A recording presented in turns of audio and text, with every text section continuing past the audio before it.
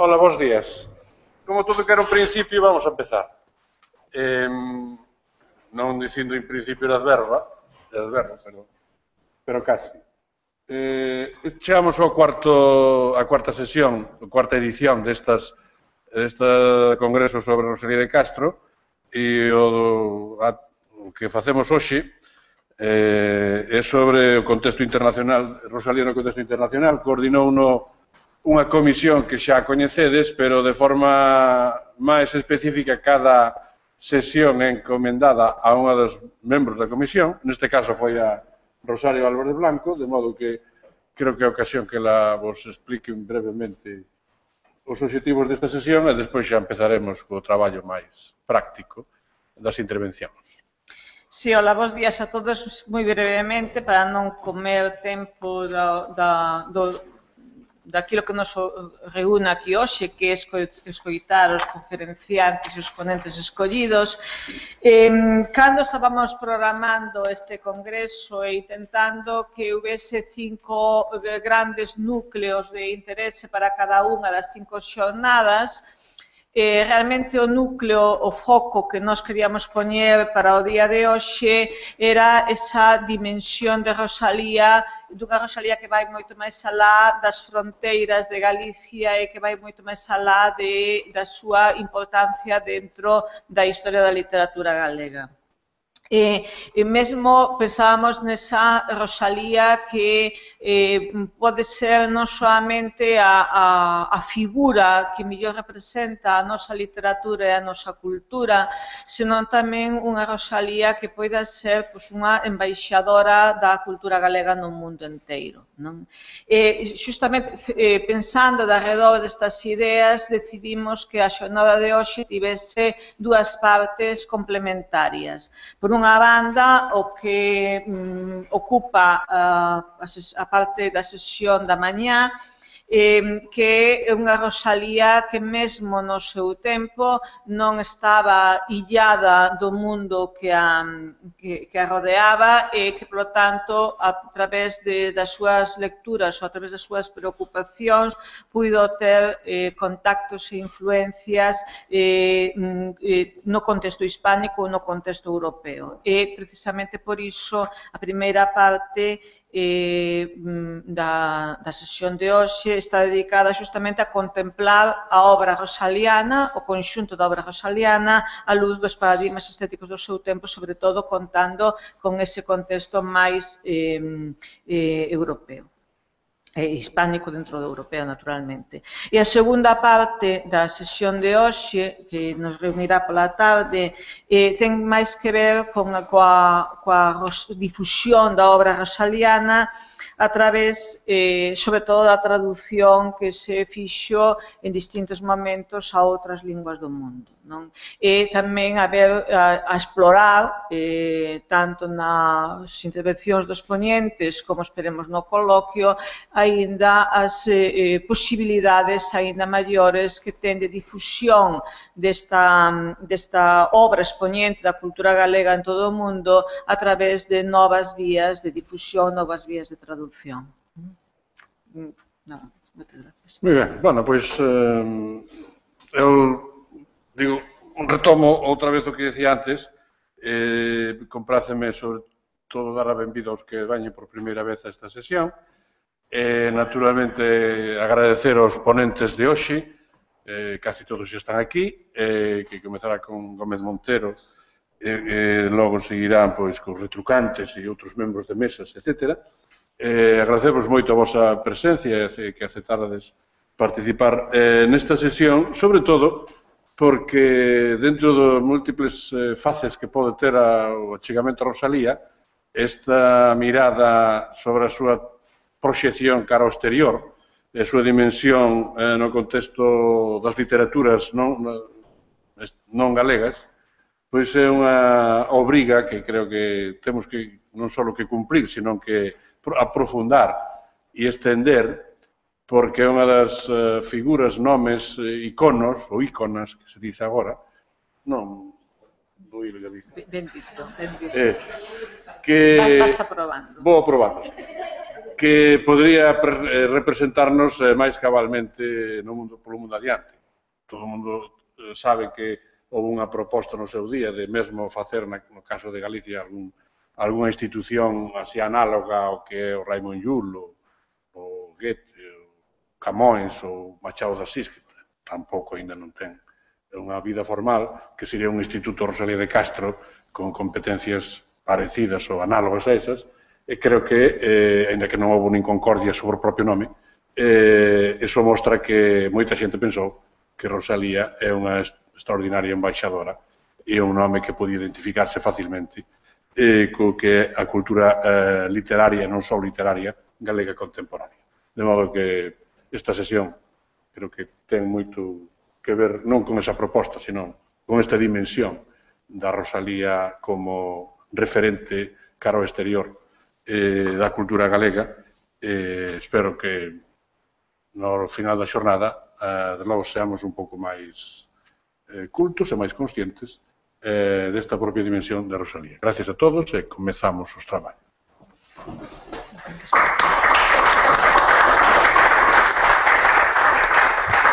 ¿Quedas aquí? No.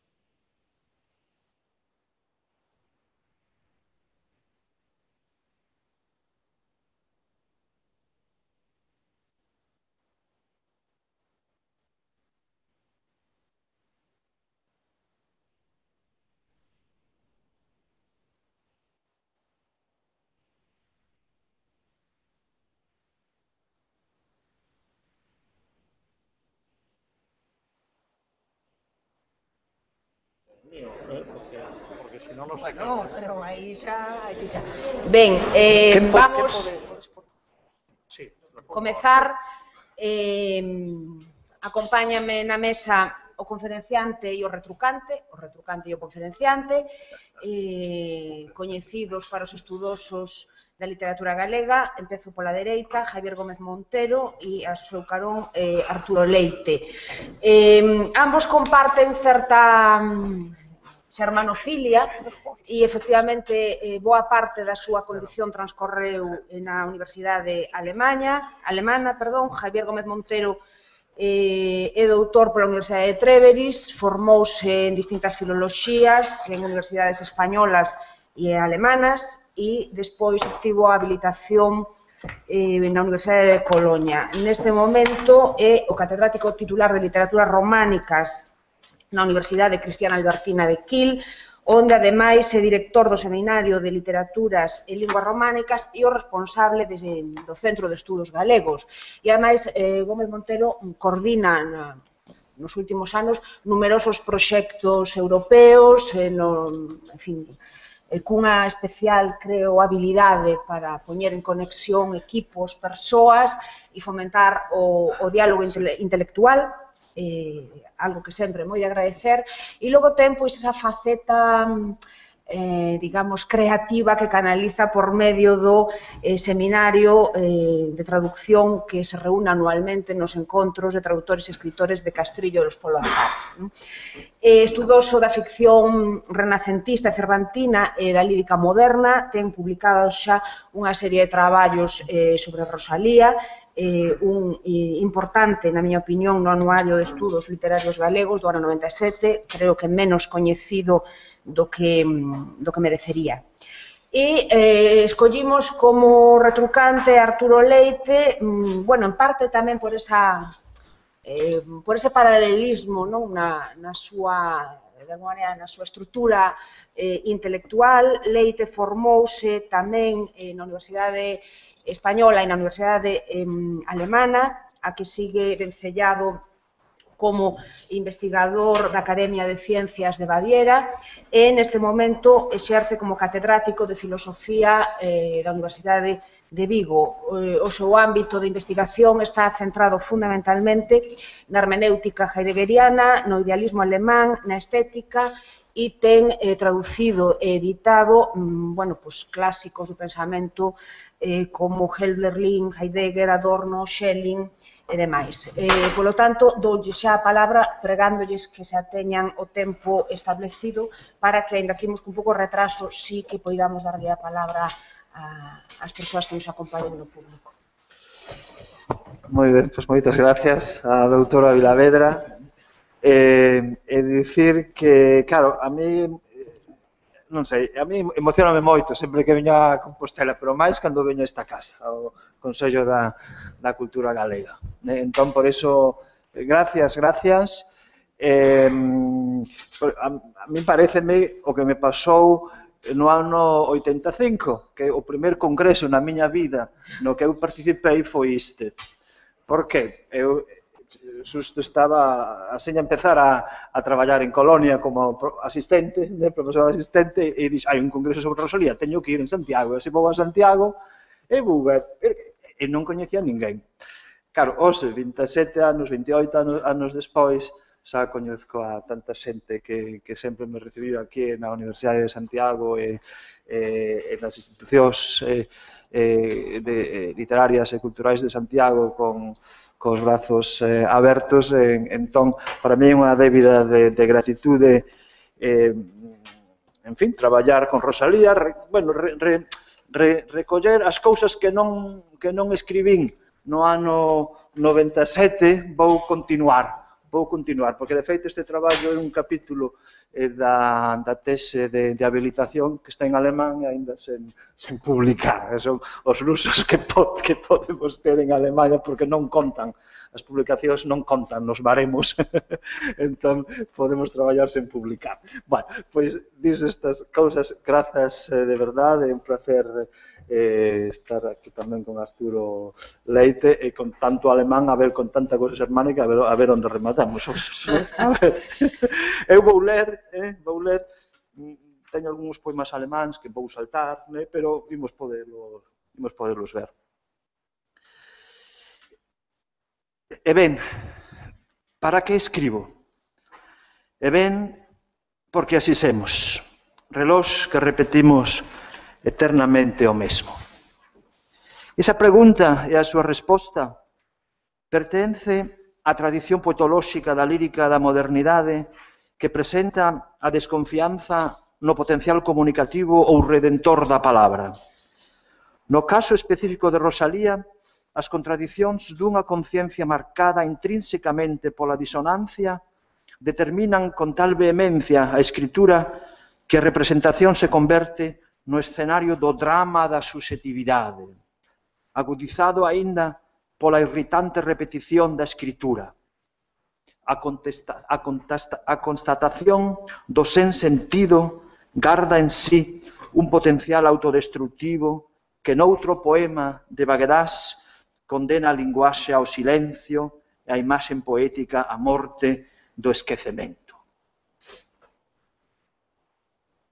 A ver, como va isto? Non... A ver...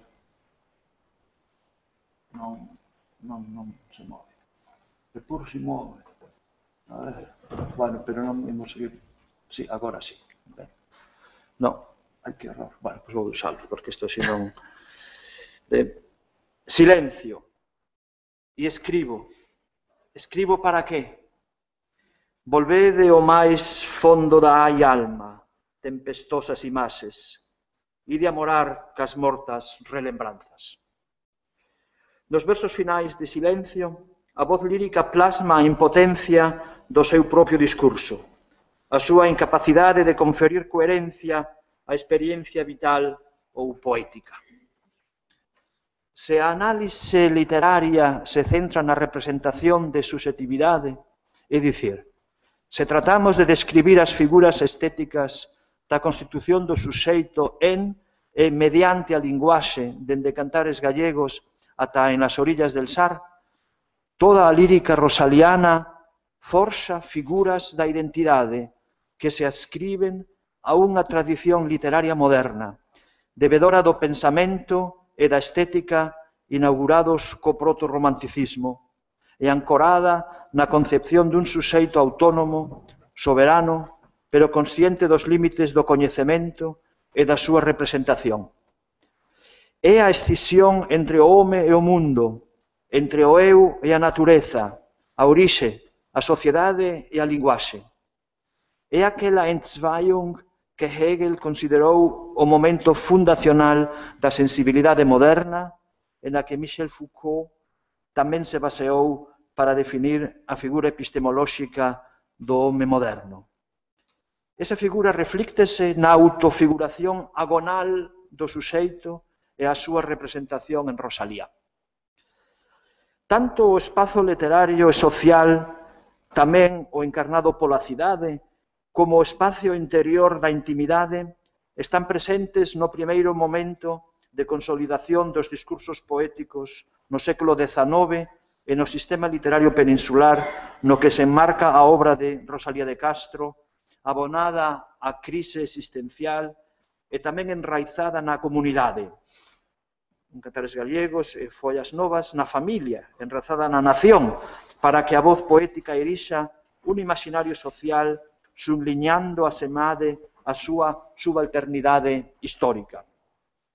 Non só en canto á emerxencia de escrituras femininas e polo impulso romántico da conceptualización da nación e as súas aplicacións específicas na Península Ibérica, senón tamén debido ao tratamento e enfoque das relacións entre individuo e sociedade moderna, a poesía e prosa de Rosalía de Castro afunden as súas raíces no fondo común das literaturas europeas do século XIX. No Anuario de Estudos Galegos, do 97, xa presentei 3 aspectos temáticos suficientemente tratados xa pola crítica, sintetizados en canto imaxes con que se constitúe un drama dunha identidade eminentemente agonal, tanto a nivel colectivo como individual, na lírica de Rosalía. O primeiro punto era a concepción mítica da orixe, a súa proxección na idea da patria e a súa privatización mediante a afectividade. O segundo punto era o tema do ben perdido ou o ben soñado como conciencia e nostalgia dunha orixe individual para sempre esvaecida. Terceiro, as sombras, os espeutros, a negra sombra como figura da alteridade. As 3 imaxes acoutan os límites de toda unha mitoloxía persoal que representa o conflito dun suxeito que, en canto consciencia, se constitúe mediante a integración simultánea de forzas contrarias nunha serie de oposicións e tensións contradictorias que quedan sen resolver. Isto quizás é un pouco o tema, tensións contradictorias que quedan sen resolver. De aí resulta a precariedade que caracteriza a voz poética de Rosalía. Agora lembro, por exemplo, xa se falou diso aquí, nesta aula, que a representación da paisaxe remite á constitución do suxeito nunha orixe que se proxecta na idea na patria. Porén, cando a patria perde a súa condición de imaxe arquetípica e a afectividade persoal privatiza a idea de orixe, e como amosou María López Sández, construe o imaginario colectivo dela, xorde a posibilidade de constitución agonal do suxeito na temporalidade. Entón, a afectividade proxecta ilusoriamente unha orixe persoal na paisaxe familiar mediante a memoria. Coido que a representación do suxeito da consciencia persoal é a chave para percibir ben como pode subliñar o benemérito traductor ao alemán de En las orillas del Saar, Fritz Vogelsang, que Rosalía é precursora da poesía moderna, pero eu remarcaría aínda a escritura poética plenamente moderna de Rosalía erixea nunha das poetisas esenciais da Weltliteratur. E vou enumerar só uns poucos trazos que me levan a esa conclusión. Primeiro, a desauratización da linguaxe e a desretorización da imaxe poética. Segundo, a construción dun imaginario cultural para toda unha Gemeinschaft, unha comunidade no sentido de Simmel et Tönnies, pero de carácter nacional, a partir da paisaxe e a historia, o territorio e a lingua, perfilando o propio con carácter identificador e colectivo para eses grupos sociais, tanto no campo como na costa como nas cidades, en ambientes cultos ou en ambientes carentes de formación. É dicir, o propio válido para todos os corpos sociais daquela comunidade, incluídos os emigrantes. E terceiro, dende o punto de vista da filosofía do suxeito, se me permite Arturo dicilo, a súa constitución agonal en continua lide consigo mesmo e a sociedade, adquirindo a existencia o perfil dun agon, dunha loita cun contraente interior metaforizado no amplo campo figurativo dos espectros, fantasmas e da sombra, a negra sombra convertida nun dobre inquietante, no doppelgänger inscrito nos pregos recónditos da conciencia, un dobre subconsciente emerxente unha vez tras outra.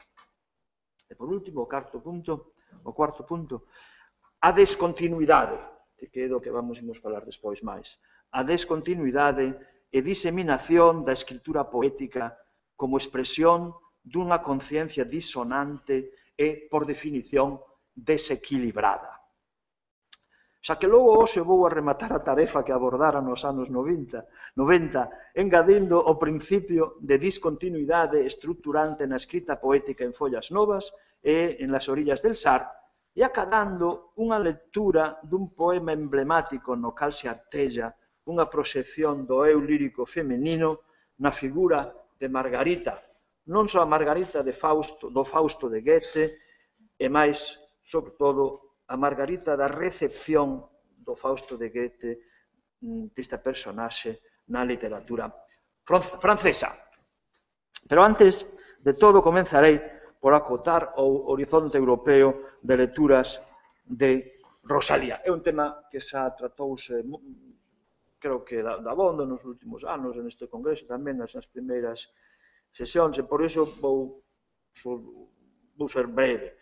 O ADN literario de Rosalía. Vidas e obras paralelas na literatura europea. Esta parte, por favor. O ADN da nova escritora Rosalía son as súas amplas lecturas da literatura europea contemporánea, que logo se converten en referencias da súa escritura. As lecturas son un espello das inquietudes da adolescente. As obras literarias forman un magma de inventiva da nova escritora. Estas lecturas da literatura europea contemporánea, dun lado, constitúen o horizonte mental e un mapa intelectual da nova escritora, pero que no seu conxunto supoñen tamén unha cartografía textual da súa reivindicación dun sentir e saber outros en femenino. Como ela dice no prólogo de La hija del mar, con 22 anos, logo da aprendizaxe da lingua francesa e as lecturas literarias en francés. Cita, xa se sabe, en La hija del mar, escritoras inglesas e americanas, francesas, e coas referencias tamén ás nais adoptivas de Rosalía de Castro e aos monstros da xuventude romántica, né? O Manfred de Byron, Ossian, né? Paul et Virginie, Victor Hugo, o Werther, né? Coas dúas frases finais, cusas dúas frases finais citanse en francés, ao fronte do capítulo 14 de La hija del mar, autor do Sturm und Drang e da España Espronceda de Zorrilla. Para min, a referencia máis importante da nova Rosalía é George Sand. Nas dúas vemos non só a formación literaria e a integración social burguesa, xunto ca función parella que as dúas atribúen á literatura na sociedade. Pódese comparar o prólogo de La hija del mar co prólogo da segunda edición de Indiana do 42, senón que tamén cultivan estrategias prologais de subestimación ou unha ocultación que paradoxalmente son definitorios dunha escritura feminina que se entende como reivindicación de xénero. Ao mesmo tempo, ambas as dúas artellan voces e microsistemas sociais en feminino cun gran poder identificador para as lectoras. En Pares Gallegos, La hija del mar, cara a cal para o personaxe de Teresa xa se falou do papel de Jane Eyre, de 1847, para todas estas cuestións, e moitas outras, son e serán básicas no futuro as achegas do libro Canon e subversión que publicaran o ano derradeiro Elena González e María do Cebreiro Rábade. As converxencias de paradigma na escritura con George Sand son máis que evidentes. Mesmo Rosalía pona de modelo explícito cando fala no seu amplo prefacio ou prefaz a Les Confessions de Rousseau, no que se resaltan os escritos educativos e autobiográficos do suízo. Subliño outros poucos aspectos que vencellan intrínsecamente a obra de ambas as dúas escritoras.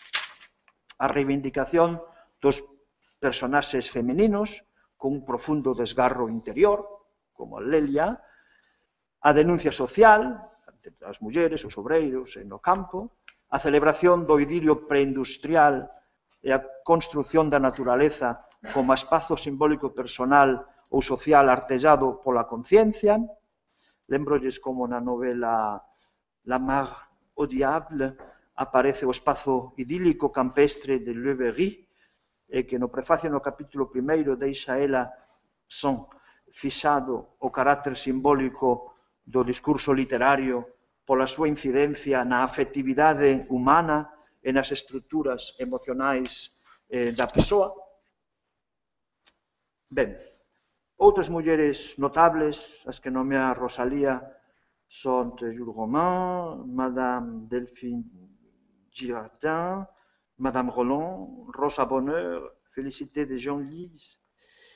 Pero eu vou propolles as figuras, non sei se ben coñecidas nesta fisterra, de dúas escritoras alemás, as que, sen dúbida, Rosalía non lera, pero que teñen unha voz, ás veces, tan semellante que podo arriscar e proporlles a continuidade da escritura literaria entre ambas as tres.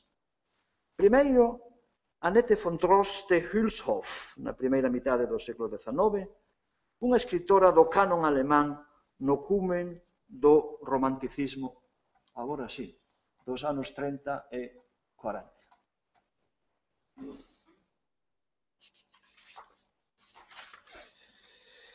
Ela tamén é nobre, teña un aboengo familiar, Annette von Droste-Hülshoff, da nobreza de Westfalia, teña unha formación humanística, frecuentou cenáculos cultos, ambientes literarios, traballou con diversos escritores un pouco costumistas, non?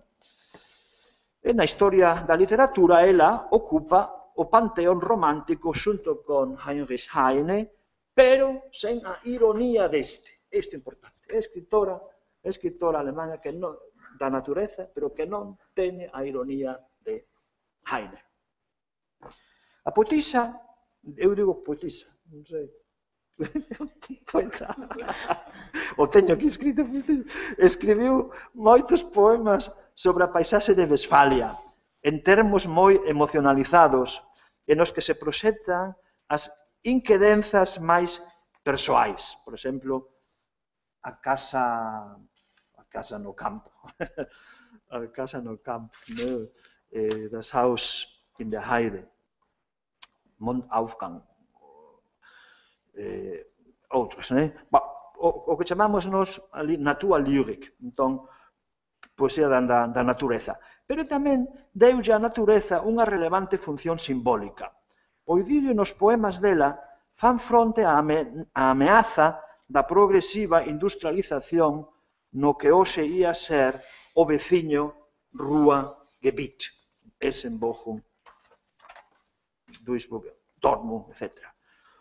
Logo, Annette von Droste-Hülshoff inclúe elementos fantásticos e dramáticos nos poemas e tamén motivos da Schauerromantik, do romanticismo tétrico nunha novela que é criminal, pero sen esquecer tampouco outros temas da introspección, por exemplo, no poema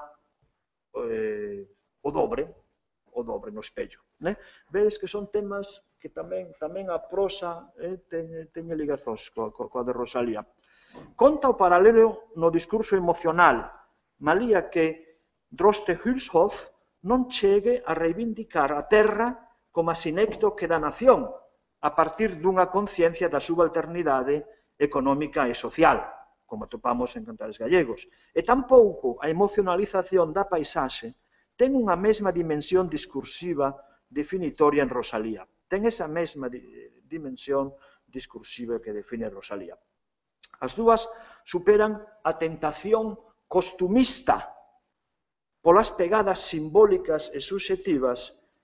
Alén diso, en Rosalía de Castro, tamén temos a ambientación nunha naturaleza ameazadora e primitiva, en Fisterra, Muxía, o Rostro, na que a terra faise simbólica expresión do valeiro das figuras femininas e na que o mar é unha figuración presimbólica en canto que matriz de vida, como xa amosounos García Candeira, Margarita García Candeira, que non sei quen é, se estiver aquí, escribiu un artigo moi, gustoume moito. Pode que a segunda escritora alemá na que vou falar sexa, que era ler en alemán, que a segunda escritora alemá da que vou falar sexa para nós aínda máis pertinente, xa que con ela acadamos as liñas da continuidade discursiva que constitúen un paradigma do desgarro en feminino máis radical na íntima escisión ata chegar á angustia, a pensar na loucura e na morte. É a escritura de introspección e de desexo, de autoanálise ou radical autoobservación, tamén presente ás veces en Georgson, na figura de Lelia, por exemplo, que en Rosalía de Castro vincúlase co personaxe goetiano incluindo na autorreferencia o componente libidinal, excluindo na autorreferencia a componente libidinal. É o tema de Margarita. O tema de Margarita. Eu falo de, para min, o referente alemán desta escritura é Caroline von Gunderode, que morreu no ano 1806, con 26 anos. Escribiu poemas e fantasíen e dramas, que é do círculo de Bettina von Arnim, que escribiu unha novela de Gunderode. Formou parte do proto-romanticismo alemán no horizonte de Ossian, Herder, Achim von Arnim, e que se suicidou despois dunha tráxica relación. Christa Wolf dedicoulle un estudo no que a considera alma xemelga de Heinrich von Kleist. Eu teño dúas citas, que agora teño a traducción tamén. Dos citas das cartas de Caroline von Gunderode. van ver asiña os paralelos. Falo como muller. Así de vacilantes son as miñas introspeccións. En realidade, resúltame... A ver, isto, é que teño corrixido. En realidade, resúltame inconcebible que só teñamos conciencia para percibir as consecuencias, pero non para percibir as causas. En canto siga a considerar isto, ningún outro tipo de saber non me resulta digno de coñecer, mentres que eu descoñeza a causa deste saber, a miña propia capacidade de saber.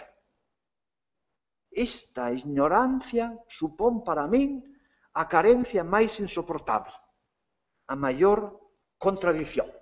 Son termos que cadran para min perfectamente con Rosalía e Christa Wolf, despois de ler estes poemas, estas cartas, non é ingenua. Esta muller é unha escritora intelectual, que ten toda a razón.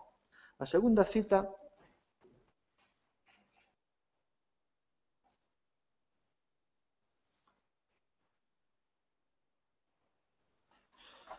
só me gusta a grandeza salvaxe, brillante. É un desequilibrio desgraciado, pero incorrixible desta miña alma. Pero o desequilibrio vai permanecer, e ten que permanecer así, porque son unha muller, e teño ansias como as ten un home, pero sen a forza dun home. Por iso son tan cambiante, e non consigo estar de acordo comigo mesma. Isto é o principio agonal da autoconstitución do suxeito, para min. Para min, o que máis conta son as converxencias discursivas entre Caroline von Gunderode e Rosalía de Castro. O paradigma do desgarro e agón na autoconstitución persoal. A achega, e coido que pódese trazar este paradigma como xeito de autopercepción feminina no século XIX perfectamente, nas literaturas europeas. Logo, a achega dende a subalternidade social e de xénero, a conciencia da autoría feminina. Logo, a reflexión e introspección como marcas estructurais da escrita poética. E logo, a constitución do eu como palabra, desexo e desexo de palabra. E logo, a construción de espazos dialóxicos da conciencia e, dende o punto de vista da figuración, o trazo de isotopías simbólicas baseadas, sexa nun paisaxe local ou sexa na dimensión cósmica do infinito. Estas mesmas marcas amósanse en poemas Vorzeit und Neuzeit, ist alles stumm und leer, sea moi melódico, und einer nur und einer dienen, pero non teño as traduccións, non deu tempo para facer traduccións, ou a Paz Huete, que fizo a traducción de Carolina de Gunderode.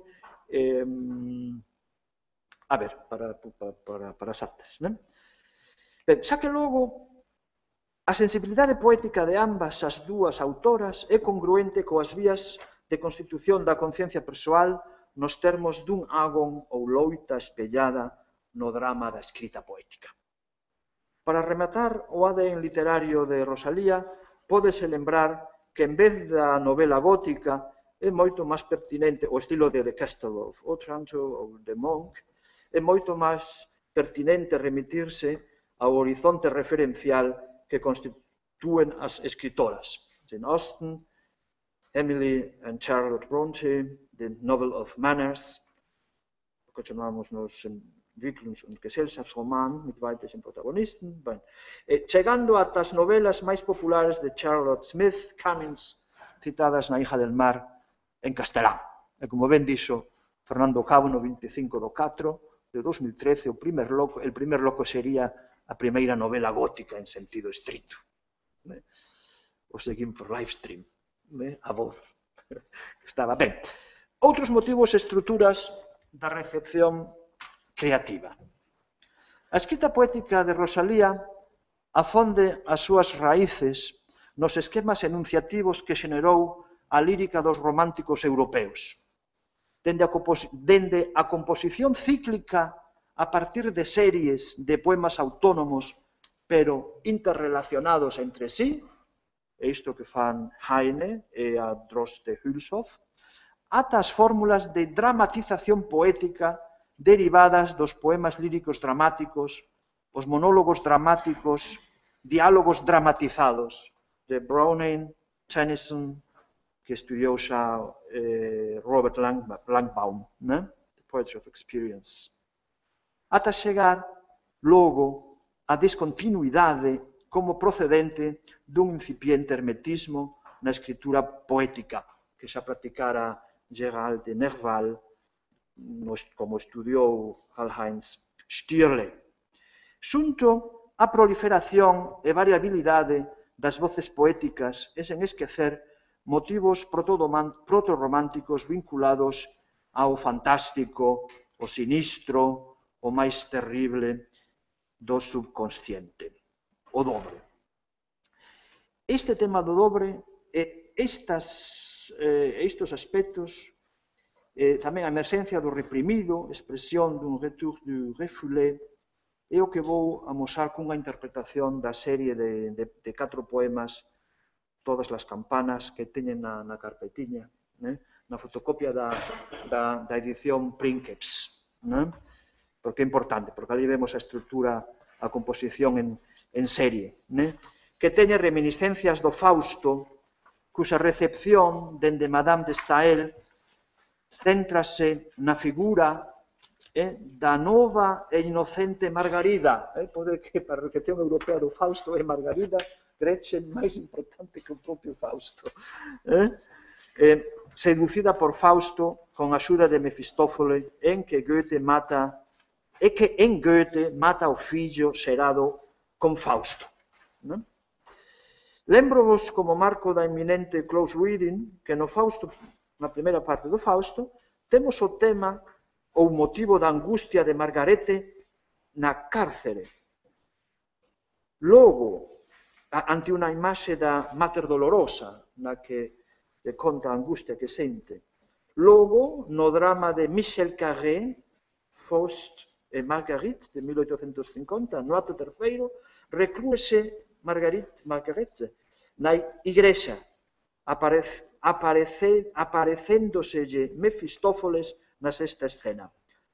E ali vemos intres de penitencia, angustia e diálogo ata a ascensión final, base da ópera de Gounod coa súa salvación no ano 1958. A escrita dunha introspección radical de Rosalía de Castro céntrase na angustia, desgarro e loucura, íntima escisión e o tormento interior, que tamén é o horizonte semántico do poema Margarita, nas orillas del Sar. Ademais, poderíase ver a vinculación da autoproxección en Gretchen. Ia ser Margarita unha doppelgängerin para Rosalía, o dobre femenino dela, e en canto que tal, un reflexo da negra sombra. Deberíase facer unha análise da discontinuidade como estrutura do discurso poético, dende a composición en 4 poemas na catedral ao toque de alba, que conclúe con o poema da sombra, ata Margarita e Santa Escolástica, pasando por Orillas del Sar e máis a serie como a segunda do libro, que non leva título, pero prepublicada como Penumbras.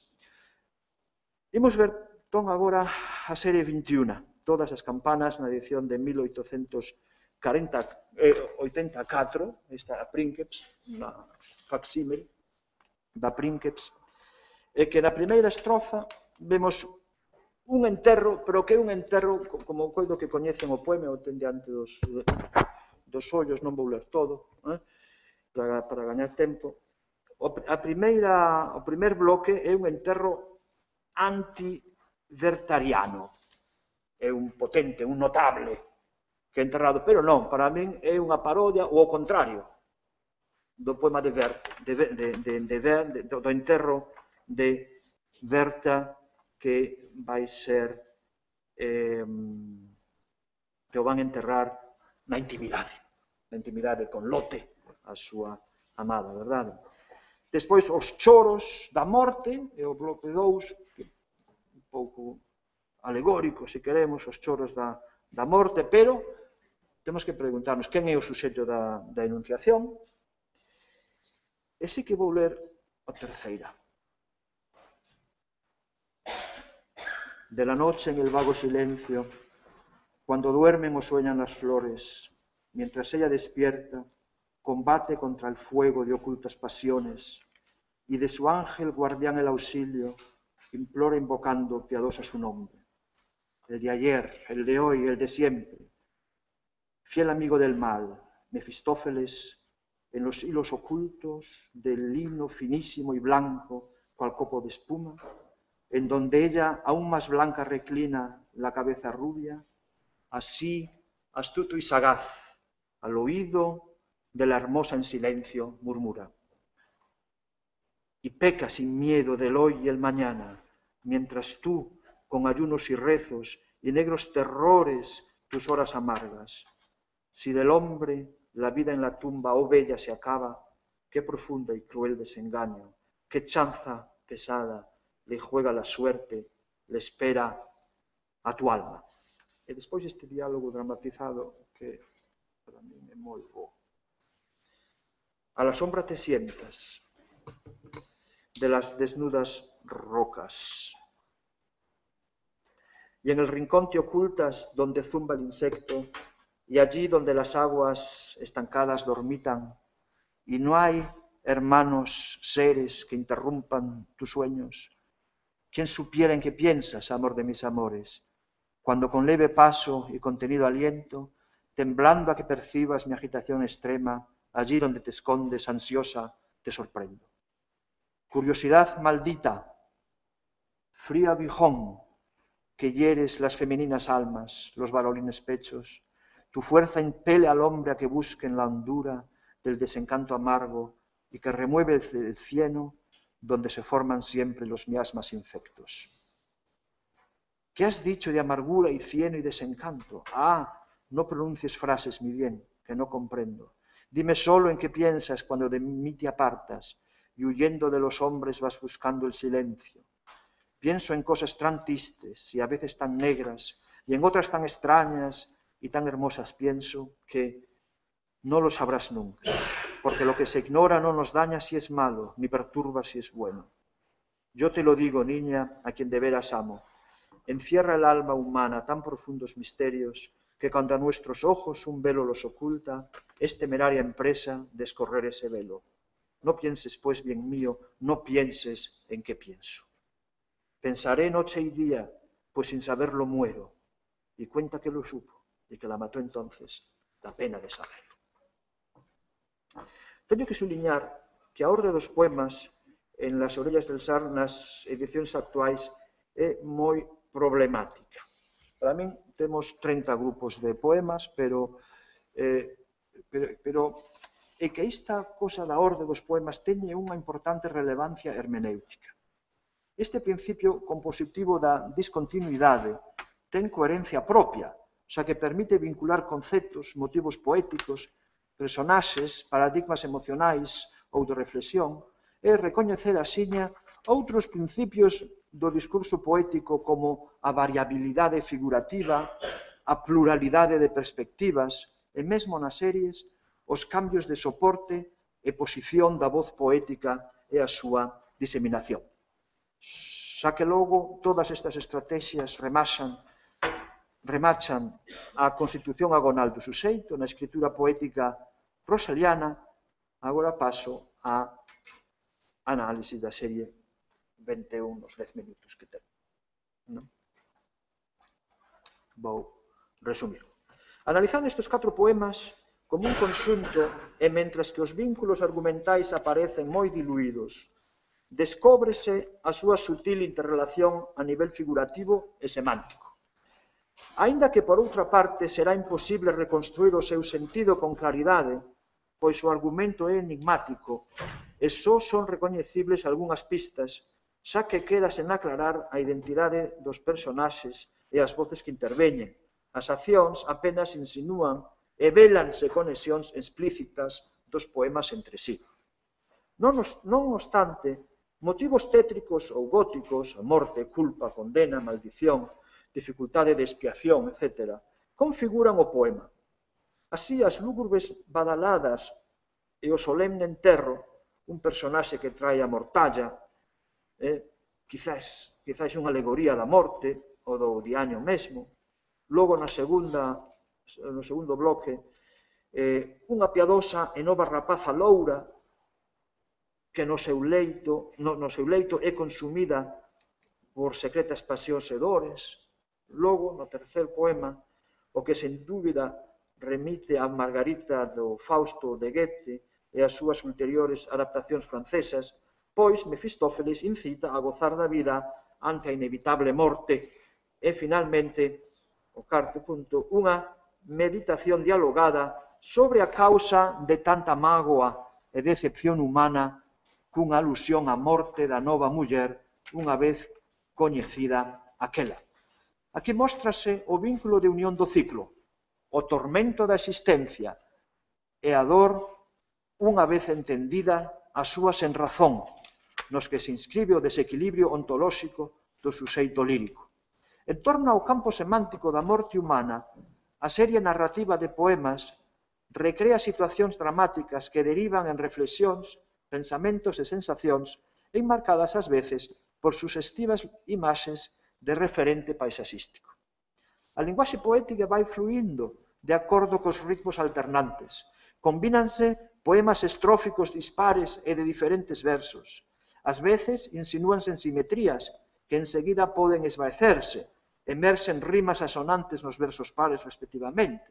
A análisis métrica pon de manifesto a preferencia de formas abertas e irregulares, aínda que acordes e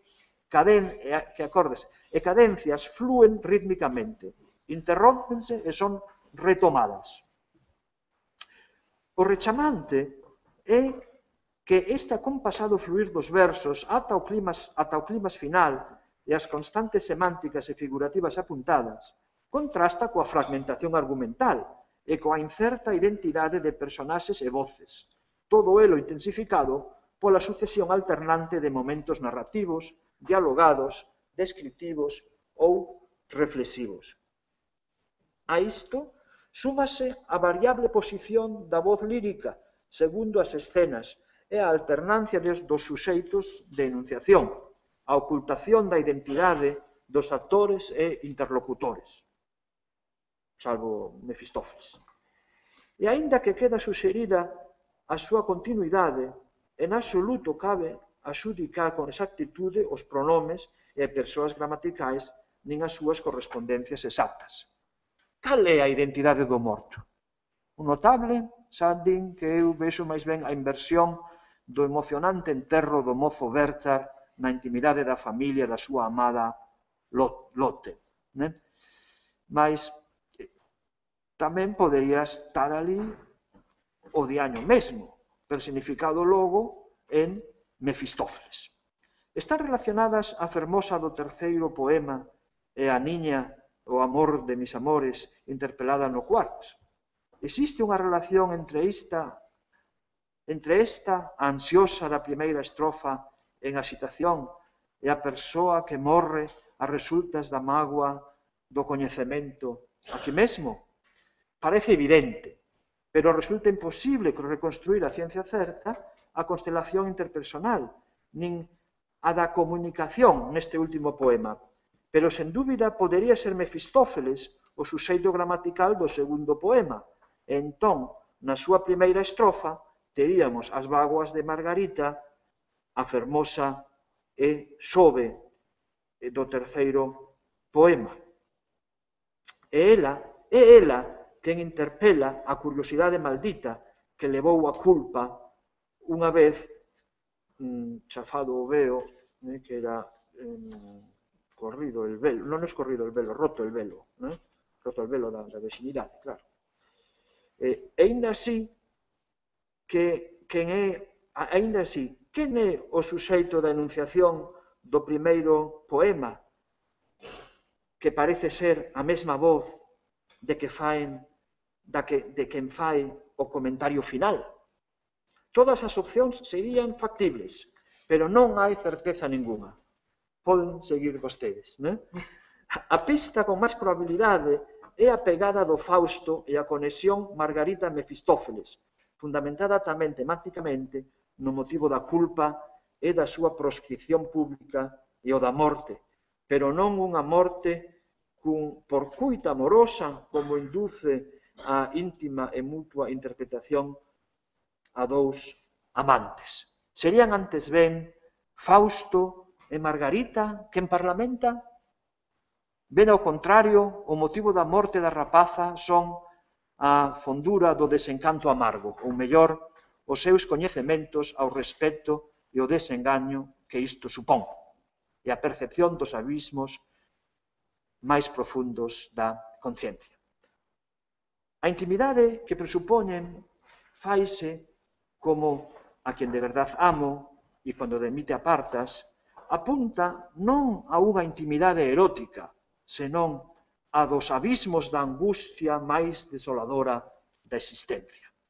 Aínda habería que aclarar se a conversa apenas iniciada se continúa e se a rapaza Margarita responde á interpelación.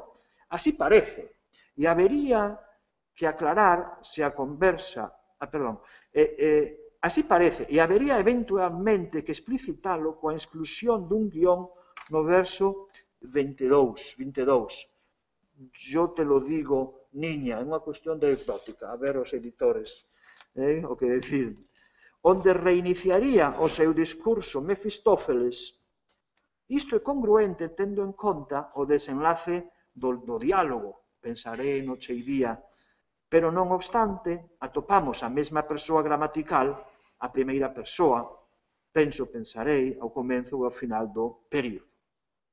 Así pois, quedan puntos de abondo por aclarar, tamén no relativo á identidade das voces.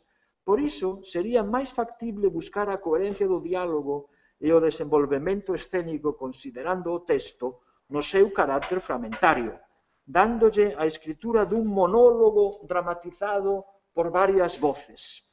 Son as voces da conciencia, que se asustan segundo unha ficción conversacional articulada en escenas máis ou menos inconexas. Dende logo, non ofrece a menor dificultade interpretar a cuarta escena ou poesía nos termos dunha autointerpretación ou da autointerpelación retórica mediante a escisión da conciencia en tres persoas gramaticais. Eu, ti e máis ela. O impreciso desenvolvemento dos diálogos débese á indeterminación dos pronomes persoais e á arbitraria alternancia de voces en primeira, segunda e terceira persoa. Este procedimento lingüístico de drama-ficción é recorrente na escritura poética de Rosalía e trátese dunha dramatización tanto monolóxica como dialóxica, indica sempre unha escisión da conciencia en diferentes persoas gramaticais. Deste modo, os pronomes gramaticais vense desprovistos de toda función referencial para converterse en mero soporte lingüístico da reflexión ou enunciado, que non se dirixe necesariamente a interlocutor ningún, senón ao suxeito mesmo da enunciación. A miña interpretación pon de manifesto a alta eficacia poética da discontinuidade como principio compositivo na escritura poética de Rosalía. Tal descontinuidade non concirne exclusivamente aos argumentos, estados de conciencia, sentimentos, pensamentos, etc., como nesta serie de poemas, nin a súa fragmentación enigmática, hermética. a discontinuidade afecta non menos ao suxeito de enunciación a voz lírica. Quer decir, afecta a todo isto. É un procedimento lingüístico, pero tamén teñe unha significancia hermenéutica e discursiva importantísima.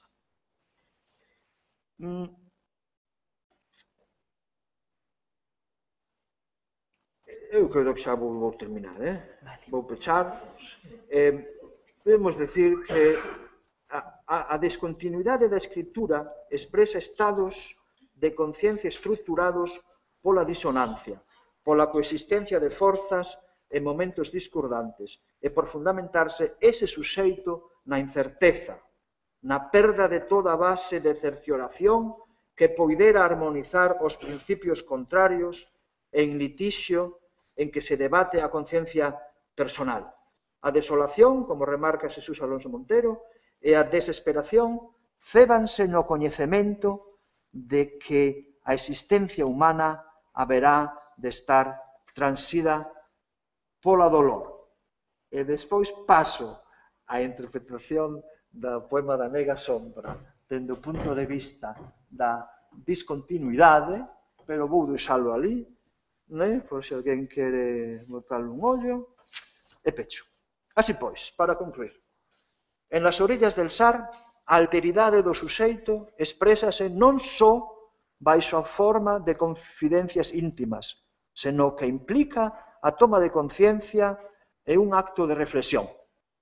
Aquí, por un lado, o discurso poético consegue obxectivar a conciencia grazas aos procedementos de dramatización.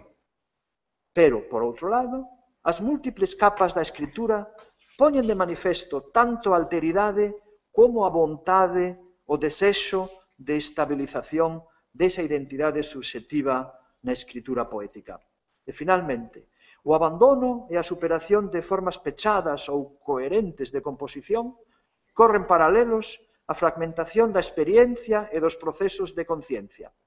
Cando se rompe esa liña de continuidade entre os 4 textos da serie 21 e tamén no toque de alba, apenas se perciben estes aspectos e a súa trascendencia discursiva e así mesmo poética, que son características da poesía moderna, como xa puxeron de manifesto Karl-Heinz Stierle a propósito de Nerval e Hugo Friedrich a propósito do simbolismo e possimbolismo francés. E o lector vai agradecer nambas as dúas composicións a eficacia poética da discontinuidade, xa que esta remacha o potencial de suxestión da linguaxe, mesmo se as figuracións sexan herméticas ou polisémicas, como son as fantasmas e as sombras rosalianas. E moitas gracias pola atención.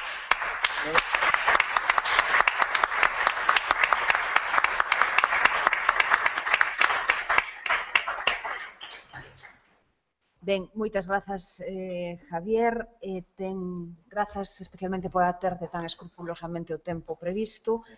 Vamos ver que ten que engadir, discutir, apostilar o seu retrucante Arturo Leite. Muchas gracias, Dolores. Voy a, por supuesto, respetar el tiempo, estos 20 minutos que me conceden para replicar o más bien para completar. Bien, en primer lugar, quiero manifestar mi perplejidad porque yo esté aquí, ¿no? Esto es casi algo anómalo y se debe a dos factores, concretamente. Uno, a que en un momento, hace años, tuve el atrevimiento de escribir un prólogo sobre Rosalía de Castro a una edición de su poesía completa. Y después, en segundo lugar, a la invitación que esta casa y, en concreto, que la Fundación Rosalía, por medio del profesor Alonso Angueira, me hizo.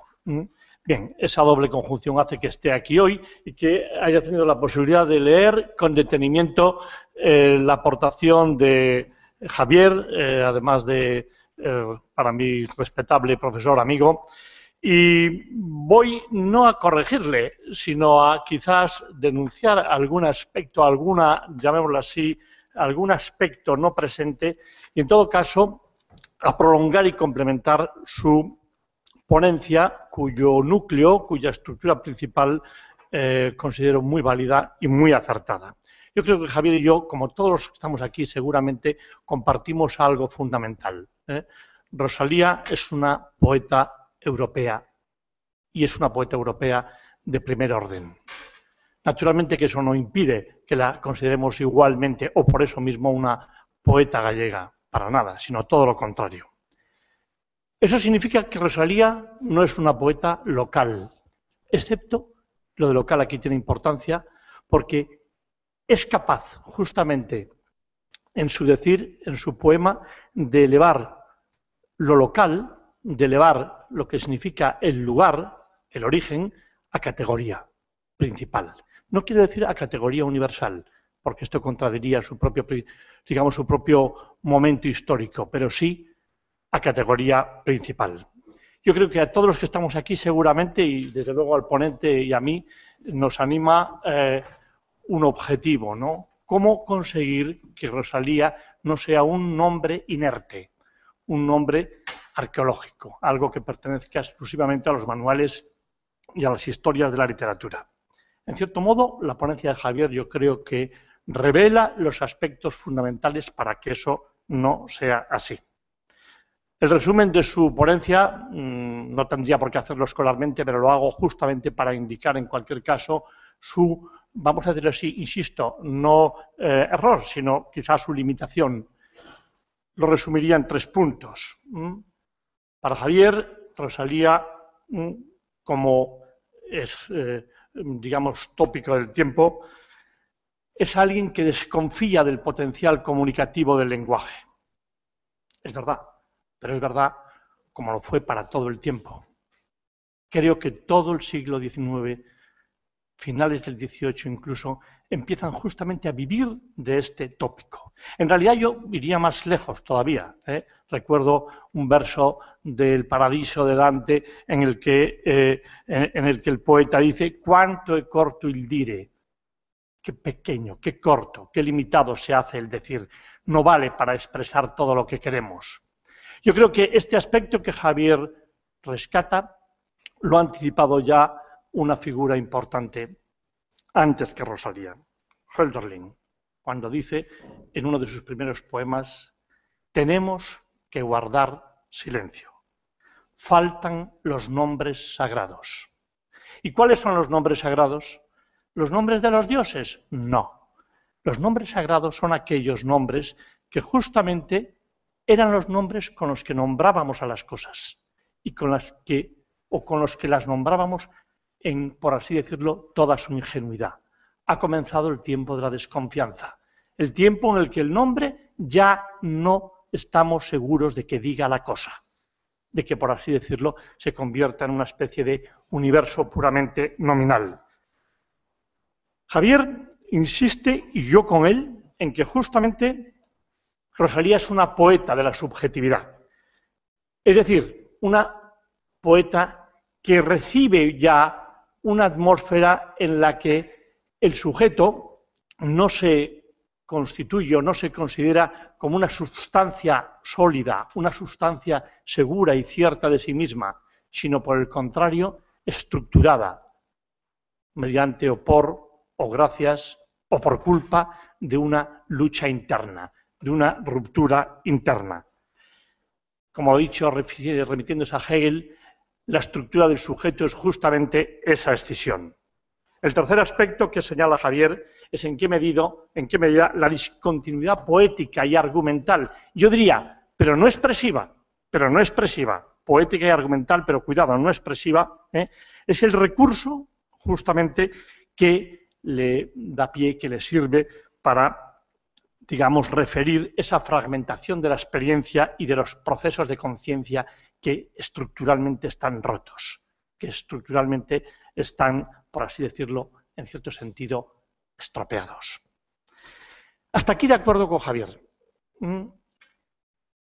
Digamos que yo creo que él ve la cuestión de una manera muy lúcida, pero por así decirlo, quizás deje, sencillamente no traiga presencia, no nombre algo fundamental a lo que me voy a referir después de señalar una cuestión que forma parte también de su ponencia. Rescata Javier las figuras de dos escritoras alemanas, Droste-Hülshoff y von Gründerode. Me pregunto por qué las rescata. Si porque son mujeres, a mí en ese sentido no me interesaría nada, o porque justamente son representantes y voces de su tiempo, que entonces sí me interesa. Y además creo que lo son de forma excelsa. Quiero decir, habría que distinguir aquí, a mis ojos, entre voz femenina y mujer. Naturalmente, Rosalía, Gründerode, Droste-Hülshoff son voces femeninas antes que mujeres. Hay hombres que también tienen esa voz femenina.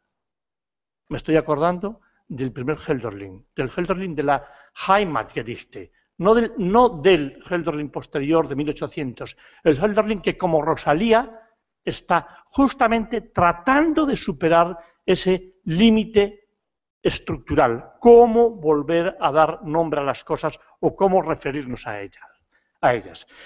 La relación con Droste-Hülshoff, diría, o los fragmentos que ha citado Javier, si no le hubiera puesto el nombre, no podríamos decir que proceden de una mujer.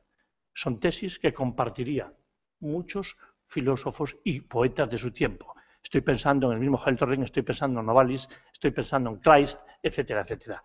Esa imposibilidad de captar las causas, de captar, por así decirlo, los orígenes, o de que el saber quede remitido exclusivamente a los efectos y las consecuencias, ese es justamente el tono y la atmósfera que se repite en todo ese protorromanticismo. En cierto modo, Javier lo que hace de una manera vigorosa y desde luego lúcida es traer delante a la presencia lo que podemos llamar los modelos reconocibles, las influencias de Rosalía, es decir, la recepción que Rosalía hace, por así decirlo, consciente, incluso ese estudio en detalle que ha hecho de los 4 poemas, en el que no voy a entrar sencillamente porque me considero, digamos que, de acuerdo con él, a expensas de que no soy ningún filólogo para poder, digamos, investigarlo. Digamos que me fío de él y además me gusta justamente esa referencia. Pero me parece que hay algo más importante que quizás escape en la mera búsqueda de los modelos reconocibles. Esta sesión de hoy reza así: modelos estéticos. Bien, hay modelos que, por así decirlo, podríamos decir de forma original y espontánea, Rosalía vuelve a generar, reitera, sin que por necesidad eso proceda de una influencia directa de un escritor o de una escritora o de un pensador anterior. Quiero decir, me parece que Rosalía escucha el inconsciente de su tiempo. Y creo que esa dimensión, el reconocer esas señales de su tiempo y en este caso, reconocerlas seguramente fuera de círculos intelectuales, donde, por así decirlo, eso se trataba reflexivamente, hace que Rosalía tenga un valor muy superior al de muchas representantes intelectuales, por ejemplo, del mundo alemán. ¿Cuál es el tiempo de Rosalía? Y aquí puedo yo completar un poco lo que Javier ha dicho en relación con la teoría del sujeto. El tiempo de Rosalía es el de la ruptura entre el mundo y el hombre, como él lo ha señalado. Es el de la ruptura entre la naturaleza y el espíritu, entre los nombres y las cosas. Podemos darle aquí, para entendernos en tan breves minutos, un título a esta ruptura general que se produce en la cultura europea. Ese romanticismo, que justamente se genera como una puesta en cuestión de un concepto o de una noción de sujeto anterior, seguro de sí mismo. Justamente ese sujeto cuya, por así decirlo, constitución se ve escindida fundamentalmente en dos partes, en dos lados. Es algo así como si siempre fuéramos dos. Esto ya es un tópico a partir del romanticismo. Pensemos ahora incluso en teorías como la psicoanalítica o muchas otras que justamente lo asumen, digamos, como un principio inmediato. Un sujeto dual, dividido entre la sensibilidad y el entendimiento. Un sujeto que es incapaz, de forma cierta, de enfrentarse a un objeto porque el objeto es inacabable, es incierto, no es geométrico, no obedece a una lógica, por así decirlo, con la que pudiéramos captarlo. Diríamos que ese tiempo del romanticismo y ese imaginario que capta Rosalía es el de que no hay conciliación entre esos dos lados. O que si hay conciliación, en todo caso, la habría, y también lo ha señalado Javier, lo habría solamente en el plano, no ha profundizado, pero lo ha señalado, lo habría en el plano temporal, en el plano histórico. O dicho de otra manera, para abreviar, Rosalía, sin por así decirlo conocer esos presupuestos, está viendo que el sujeto ya no es una substancia, sino que es su propia historia, su propio desarrollo, y nada más. Y justamente esa historia y ese desarrollo hacen que ese sujeto se vuelva muy frágil, se vuelva muy incierto y ciertamente muy vulnerable. Porque cuando se habla de que el sujeto es historia, la cuestión sería, ¿y cuál es el origen de esa historia? ¿Dónde está el origen de esa historia que soy yo? La respuesta del tiempo, que Rosalía no la tematiza, pero la recoge, es que el origen es la naturaleza. Y que esa naturaleza es algo que, por una parte, y aquí viene la contradicción, hemos perdido, pero que a la vez nos acompaña. Y nos acompaña justamente como una sombra. Aquí introduciría yo el tema de la sombra, Javier, justamente como esa especie de recuerdo o eco de una naturaleza que ya no somos y que, sin embargo, sigue en nosotros. Lo que podríamos llamar la parte o el lado mítico de la conciencia es justamente esa naturaleza que opera en muchas ocasiones sin que nosotros lo podamos reconocer. Naturalmente que el lenguaje, como bien dice Javier, fracasa al intentar decir algo. Y naturalmente que el único recurso poético en ese caso solo puede ser el del discurso discontinuo. O, como diría Schlegel, el del discurso fragmentario. Porque el fragmento sería algo así como el género que podría dar cuenta, mucho más que un relato completo, de esa discontinuidad y de ese tiempo que somos nosotros y que de alguna manera somos incapaces de reconocer bajo una unidad. Bien, hasta aquí, digamos, mi comentario a Javier, que, digamos, denuncia no en el sentido de un error, sino en el sentido de no enfatizar quizás ese elemento, ese factor que podemos llamar la naturaleza, para poder entender la cuestión del sujeto en una medida, yo diría, mucho más rica. Creo que en Rosalía esa, llamémosle, o este inconsciente que escucha y recoge, habría que reconocerlo de la siguiente manera. Si ha caído el sujeto, por así decirlo, el sujeto principal importante, no hay temas importantes ni privilegiados a los que la poesía pueda dedicarse. Y Rosalía consigue algo inaudito, como lo consiguen otros, también es verdad, en su tiempo. Y vuelvo a pensar en el joven Hölderlin. Consigue rescatar lo irrelevante, lo inmediato, lo que yo diría, no las cosas del conocimiento, sino las cositas inmediatas que nos acompañan, las arboledas, los ríos, los riachuelos, la lluvia que moja la hoja, en su concreción más absoluta. Consigue hacer relevante eso irrelevante, las florecitas, las casitas, y insisto en el diminutivo porque me parece esencial para entender cómo eso tan pequeño pasa a ser justamente algo tan principal. Algo mucho después, muchas décadas después, no muchas, no tantas, hará Mahler en música cuando recoja justamente los cancioneros o las canciones alemanas clásicas, los ciclos de Knaben Wunderhorn, por ejemplo, y las remita o las traduzca al lenguaje de la cultura. Rosalía hace algo similar en su tiempo, en Cantares gallegos en concreto. Esa escisión del sujeto, para mí, en Rosalía, hay que nombrarla. ¿Cuál es? Yo creo que es una múltiple escisión, que tiene estratos diferenciados, pero a la vez muy claros. En lo geográfico, una oposición entre lo rural y lo urbano, que también ha señalado Javier. En lo lingüístico, una oposición entre dos lenguas, gallego y español. castellano. En lo poético, entre dos géneros, lírico y épico. No me da tiempo a decir y a explicar eso. En lo emocional, alegría y tristeza. En lo existencial, vida y muerte. Y como recogiendo todo esto, en lo ontológico, diría yo, entre la luz y las sombras. Pero de manera que todas estas oposiciones no son oposiciones que, por así decirlo, sean y estén y se encuentren fijadas de una vez por todas, sino que van alternándose. A veces lo uno es lo positivo, a veces lo otro es lo mismo es negativo.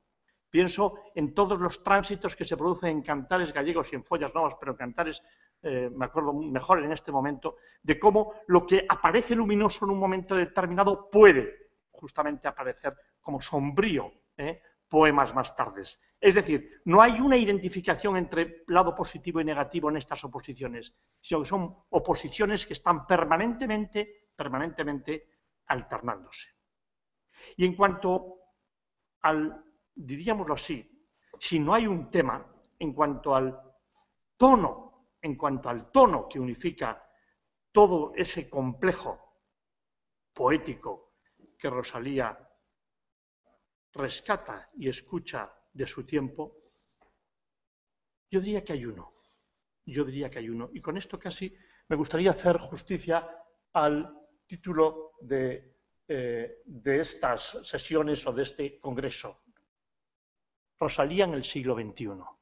Decía al principio que nuestro interés seguro, el de todos, es el de que Rosalía no se vuelva un nombre inerte y de que, por así decirlo, su potencial sea reconocido como lo es. Precisamente aquí estamos los que por lo menos lo reconocemos.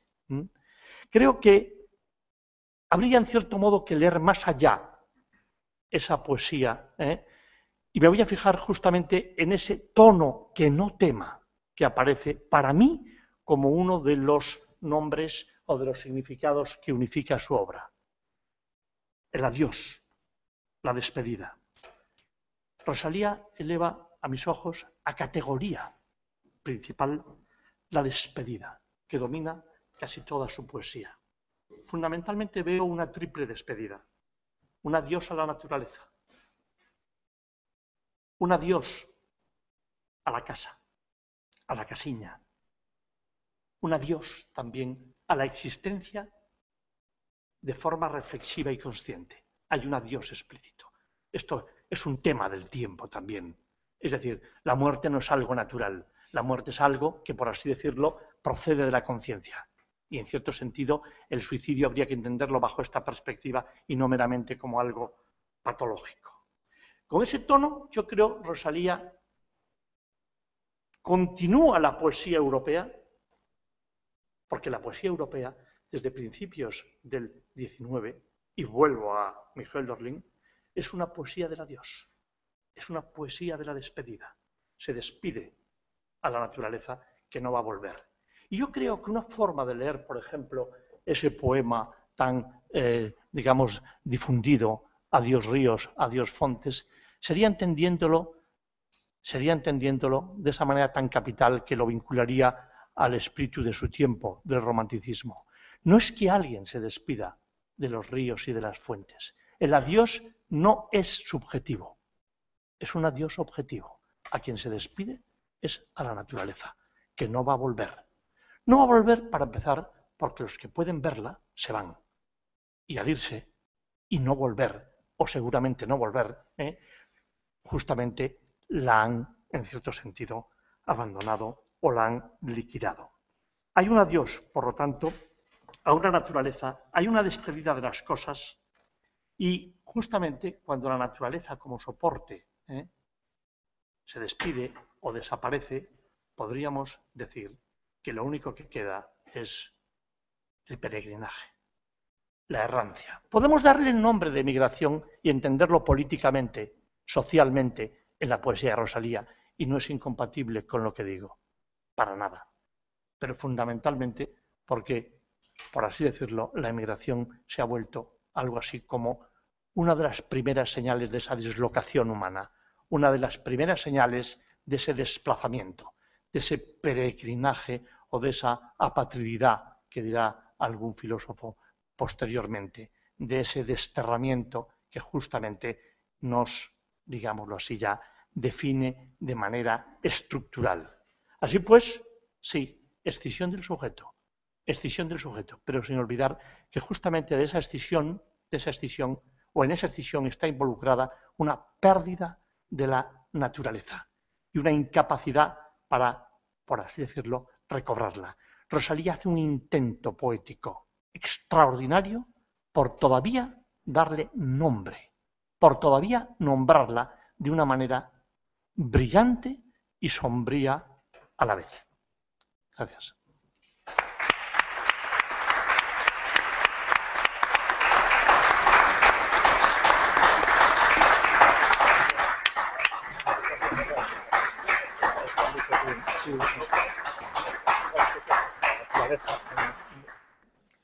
Ben, temos vagar para continuar afondando nas liñas de reflexión que se nos propuxeron desta maneira tan fluida e tan dialéctica. Non sei se Javier, de alguna maneira, por alusións, quere continuar ou comentar, ou se lle cedemos en primeiro lugar a palabra ao público. Eu síntome moi confortada porque, unha vez máis, a análise hermenéutica poña en evidencia a necesidade de un labor que cada día nos semella máis urxente, e as persoas que nos últimos tempos nos dedicamos aos estudos rosalianos pois clamamos por iso, non, que é a necesidade de resolver os problemas de edición. E o principio de discontinuidade que ti acabas de poñer en riba da mesa quizáis ilumine aínda máis, dende unha perspectiva inesperada, en certa maneira, para min, esa necesidade, non? É dicir, creo que se entenden mellor o que poden ser interpretadas como incoherencias ou erratas ou, bueno, pois un pouco liberdades dos correctores e que poden obedecer máis a unha opción estética por parte de Rosalía. Pero, bueno, aquí hai moitas outras cousas en riba da mesa. Tomen, por favor, a palabra, porque senón o vou facer eu. Eso, vale, muy bien, sí.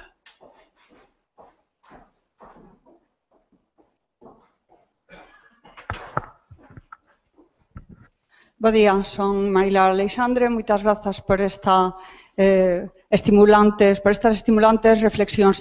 Eu quería facer unha matización ou engádega, son tan atrevida, porque son de ciencias, ao profesor Arturo, porque sobre a cuestión de nomear ou traer a primeiro plano a irrelevancia.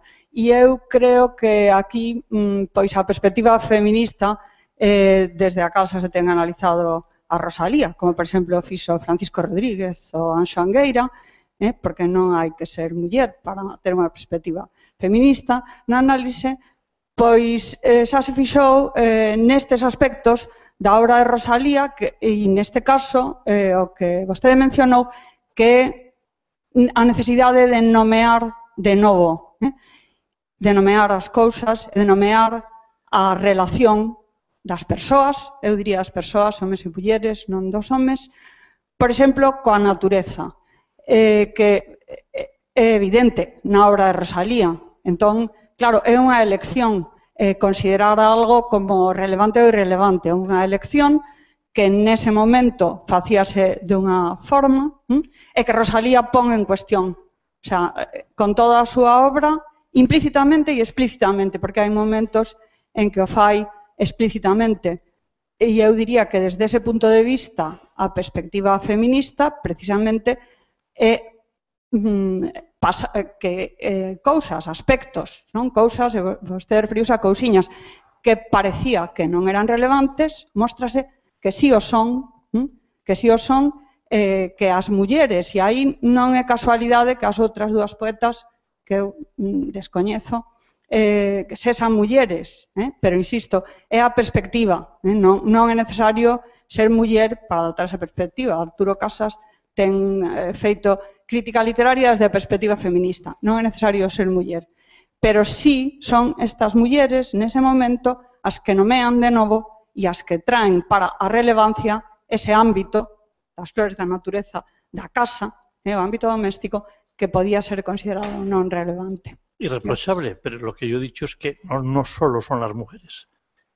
y que justamente otros modelos poéticos del tiempo, e incluso anteriores al tiempo, lo cual me parece que no tiene nada de, digamos, de oposición ahora mismo a tu corrección, hacen. Es decir, yo creo que ese rescatar de la irrelevancia, esa caída, en definitiva, de los grandes temas principales y rimbombantes, es algo que, por así decirlo, es del tiempo y no simplemente de una perspectiva, vamos a decirlo así, femenina. Podemos identificar, feminista, podemos reconocerla, pero en ese sentido habría que reconocer entonces, como he señalado, que, como decía, voz femenina es algo para mí más, digamos, más amplio, que, digamos, alcanza también a voces de hombres.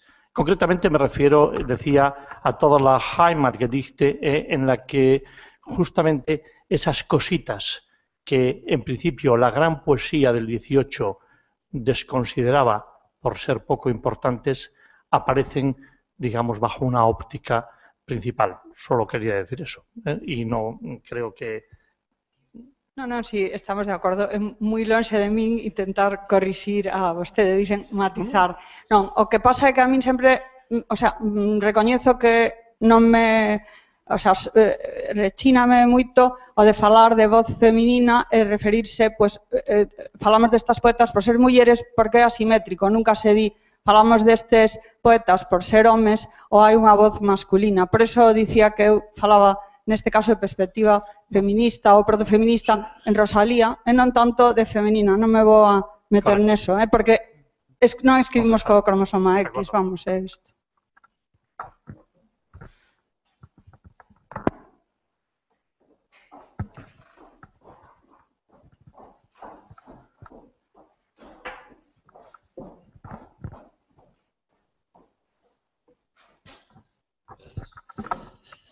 Bueno, tamén teño que comezar sinalando que as exposicións, aparte de ser absolutamente estimulantes, creo que teñen unha forza de lanzar o discurso crítico a todas luces moi poderosa.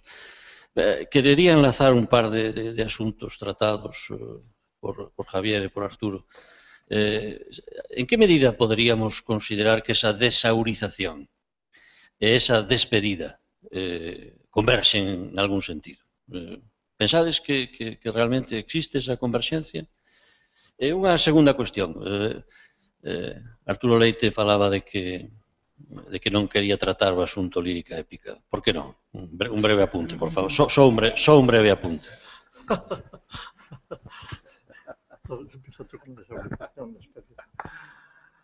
Xa, a converxencia entre a desaurización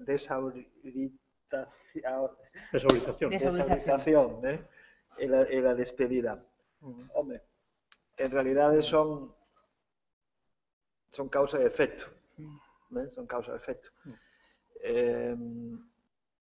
Unha conciencia poética que non... que xa non teñe confianza no decir poético, nas posibilidades de o que todo que o decir poético é un discurso imaginario, se queremos, aínda que sexa o máis profundo que poda facerse, pero é imaginario, é dicir que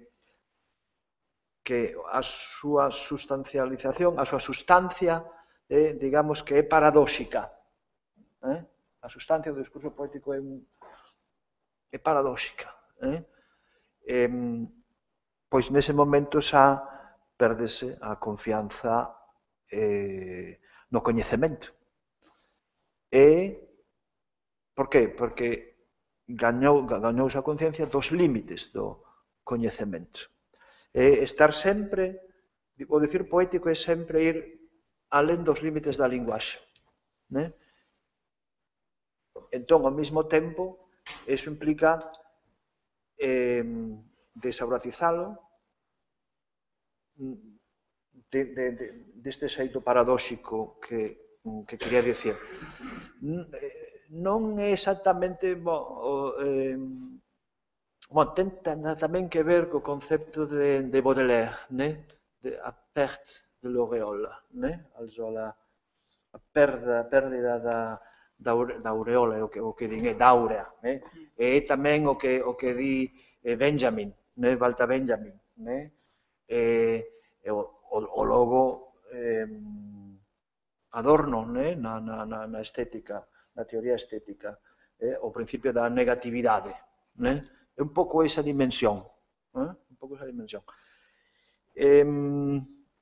Donde, entón, claro, a negación é a despedida da afirmación, que é un pouco o discurso normativo tradicional, até o romanticismo, né? É certo que tamén ali Hölderlin, né? O da Schiller, primeiro Schiller, né? Ti falas da despedida da natureza, é certo, en Rosalía temos a despedida da natureza, pero tenemos tamén a despedida dos deuses, dos dioses, né? A despedida dos dioses, que é o tema de Schiller, entre outros, né? Antiquita Griechenlands, né? Os peristilos, né? Os templos están aínda coas guirnaldas, pero os dioses xa fuxiron, né? E a negatividade da linguaxe, o moto da miña habilitación, no que está o capítulo este sobre son 2 versos de Hölderlin, né? Ich verstand die Stille des Äthers, der Menschenwörter oder der Menschenworte verstand ich nie, né? Do éter entendía o silencio, mas nunca as verbas do home. Entón, ali sí que temos unha conversencia, ¿no? Yo creo que la pregunta me parece decisiva, ¿eh? O sea, la relación justamente entre esas dos cuestiones, yo añadiría, no, vamos, se han perdido los nombres sagrados, solo queda la despedida, es decir, no hace falta ni que nos movamos de aquí, nos estamos despidiendo sin necesidad de emigrar, ¿eh? Es decir, hay una emigración material, histórica, y hay una emigración, por así decirlo, en el sitio mismo que ocupas, ¿no? Y justamente esa despedida tiene que ver con esa pérdida. La cuestión, y aquí es donde me parece el punto más crítico y donde una teoría, una cuestión comparada de la poesía de Rosalía con otros modelos de su tiempo daría mucho, nos daría seguramente muy buenos resultados, ¿no? ¿En qué medida, justamente reconocida esa pérdida del aura, justamente el volver a nombrar las cosas como cositas o el justamente hacerlas relevantes a partir de su irrelevancia, no constituye, sin la pretensión de la antigua aura, por así decirlo, restablecer su sentido, no el significado del aura que se está definitivamente perdido. Y la diferencia aquí entre significado y sentido vendría muy al caso. ¿En qué medida podríamos hacerlo? Es quizás algo que se podría rastrear tanto en poetas anteriores como posteriores. Pero en cualquier caso, yo creo que en Rosalía, y no voy a poder decirte el por qué, fundamentalmente lo del lírico épico, no me refiero a ello pues por una cuestión de tiempo, temporal, fundamentalmente, pero sí puedo señalar algo. Yo creo que en Rosalía hay una doble despedida lírica y épica de la naturaleza. Creo que hay una doble despedida. Y a mí, que en este momento me parece más potente, cuando digo más potente me refiero para el lector de hoy, es la épica, no la lírica. La gran poeta lírica. Yo diría, cuidado, la poeta que justamente en esa trama lírica empieza a proyectar y a objetivar y a, por así decirlo, señalar hitos y aspectos tan, vamos a decirlo así, tan desvinculados del mero sentimiento, que en un momento con el tema de con el aspecto de la sombra, que efectivamente tiene una lectura obviamente lírica, pero que aparece ya como nombre no de un estado del espíritu o del alma, sino como uno de los nombres de las cosas, como uno de los caracteres de las cosas. En ese sentido, lo único que te puedo, con, digamos, la limitación de tiempo aquí, yo decía mi atrevimiento en ese breve prólogo, trataba de señalar cómo en los libros de Rosalía, digamos, concretamente en Cantares Gallegos, hablaba de una relación o de un camino, de un trayecto entre la épica y la lírica, y inversamente en Orillas del Sar. El tema sería complicado de sacarlo ahora, no complicado, largo, complicado no, largo. Pero en cualquier caso, me parece que lo que tú señalas, Arturo, en relación con el aura, me pregunto si justamente, vamos, para mí es clave en ese sentido, en el sentido del que ha percibido la caída, la despedida de lo sagrado y, sin embargo, no es que no se resista, es que, por así decirlo, vuelve a encontrarlo justamente en lo que podemos llamar la sombra de lo sagrado, en lo que ha quedado. Iría por ahí. Pero fantástica cuestión, me parece. Bueno, fantástica cuestión, fantásticas respostas e esperamos ter ocasión de mergullarnos nos vosos textos, nas actas, porque realmente, bueno, son temas creo que piden unha reflexión demorada. Grazas por abrirnos estas novas vías hermenéuticas tan suxestivas e, se vos parece, pois nos damos como 10, 12 minutos para cousas varias, visitas varias, ventilar un pouco a sala e retomamos pois, sobre as 12:05 aproximadamente polo meu reloxo, que non se estará moi ben, a segunda parte da sesión da mañá. Gracias. Muy bien, gracias a ti.